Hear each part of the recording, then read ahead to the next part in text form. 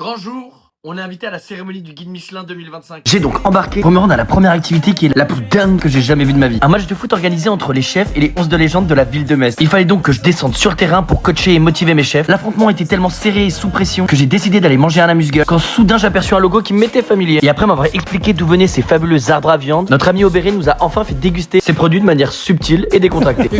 Puis nous nous sommes infiltrés en cuisine afin de savoir ce que nos chefs préparaient après leur match. 350 personnes d'un côté, 350 personnes de l'autre côté avec les mêmes choses en fait. Tout ce qui est garniture, cochon, c'est meilleur de partout. Puis il était maintenant l'heure de passer à table où un adorable magicien nous a accueillis. Vous habitez tous Paris pour pas avoir été chez le coiffeur quoi. Allez, une seule. Ça c'est la bonne. On a dégusté un magnifique dîner, puis on m'a annoncé que le dessert était une célèbre tarte au fromage. J'ai donc été obligé de retourner en cuisine pour m'infiltrer afin d'en savoir plus. On y va, chef. Un dessert que j'ai mis au point, j'ai mis un an, j'en passe des milliers par an. Une recette de mon enfance, j'ai décidé de revisiter, je vous invite à la goûter pour vraiment la découvrir.